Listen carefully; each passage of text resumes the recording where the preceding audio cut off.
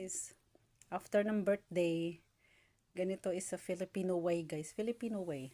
After na birthday, yung laman ng aking bag, ayan, kasi mayroon silang itlog, kaibigan ko.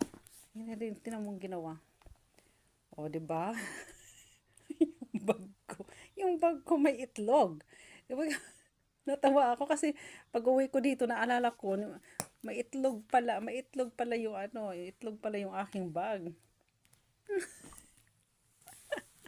Kalog. Kunin natin yung itlog. Kunin natin yung itlog. Oh, di ba? Dito pa. Sa aking bed.